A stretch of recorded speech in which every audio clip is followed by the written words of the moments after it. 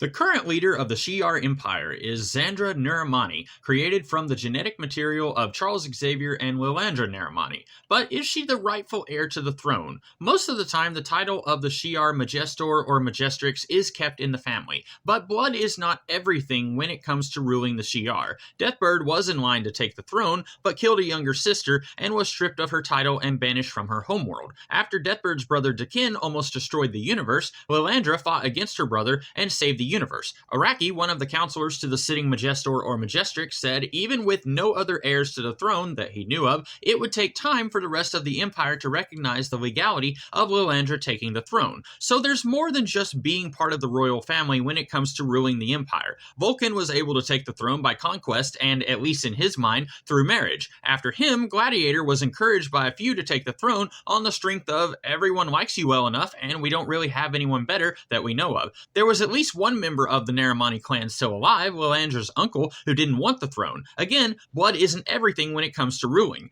But someone out there must have thought the throne needed a little Neramani blood. The Mr. and Mrs. X series makes it seem like Lilandra knew about her genetic offspring before she died, but we're not told who created this egg. In any case, Xandra seems to be doing okay, isn't maniacally evil, which is a low bar to clear, but that puts her above 2/3 of the people who have recently sat the throne. But, and I don't want to start a civil war, I suspect there might be others who might have had a better claim to the throne. Deathcry, introduced in Avengers 363, was sent by Lilandra to Earth to protect the Avengers from their Kree enemies. While there were hints as early as Avengers 389 that Deathcry's lineage might be important, it was almost 20 years later in Chaos War Dead Avengers where it was confirmed Deathcry was Lilandra's niece. Whether this is by Lilandra's brother Dakin or her sister Deathbird remains unclear. In her first appearance, we're told Deathcry worked with Deathbird, so her being related to Deathbird makes sense. Deathcry was dead by the time Xandra was introduced and posed no threat to her hold on the throne. Another of Lilandra's relatives, sort of,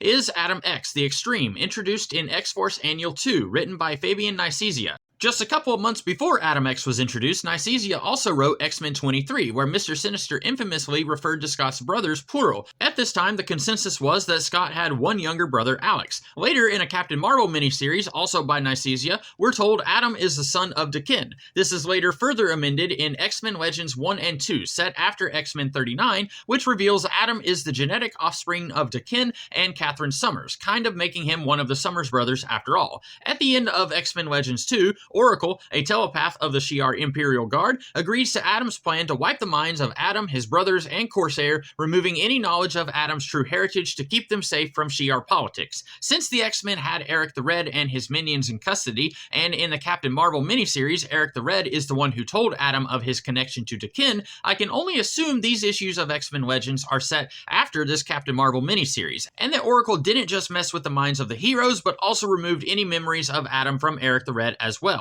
Xandra is classified as the genetic offspring of Charles and Lilandra, which to me says not actually conceived and born in the old-fashioned way. If she was, I'd think they would just say she's their child, right?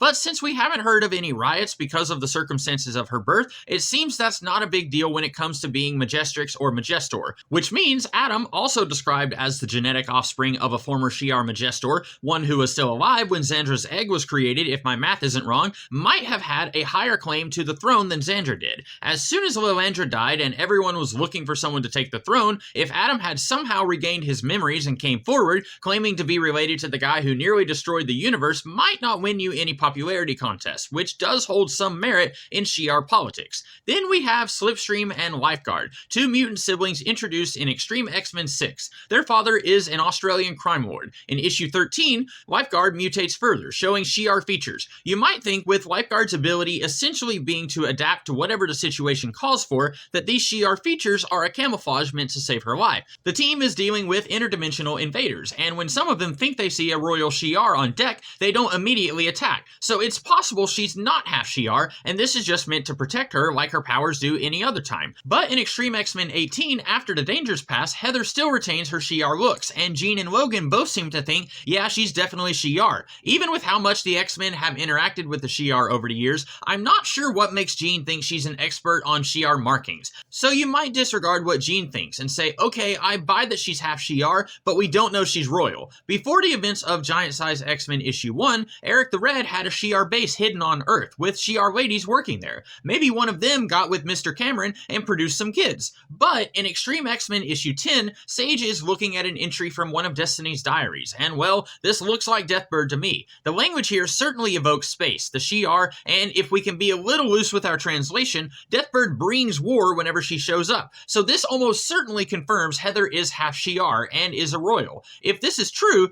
this suggests Deathbird was active on Earth a lot longer than what we thought when she first crossed swords with Carol Danvers in Miss Marvel 9. With the links Lilandra went through to keep the throne, banishing Deathcry, allowing Oracle to mess with the minds of a dozen-something people to keep Adam's secret, I'm surprised we didn't hear about Lilandra taking measures to keep Slipstream and Lifeguard away from the throne. We're not told how old Davis and Heather are, but I'd say early 20s, very, very late teens. If Deathbird is Heather and Davis's mom, she almost certainly was already in exile when they were born. And if your royal rank and name has been taken from you, then you have kids. Do they have any royal rank? I would think no, and therefore they don't pose a threat to Lilandra's throne either. But Adam, though he didn't know who his parents were, his dad's name and rank was never taken from him. And since Zandra's status is legitimate, Adam's would be as well, which explains why such measures needed to be taken against him. So there you have it, 3 somewhat secret Shiar royals hiding out on Earth. But that's not all, because I think I've stumbled on a weird hidden story in Marvel's past regarding this messed up family as I got into my research for this video, so watch out for that in the near future. Until then, have a good one.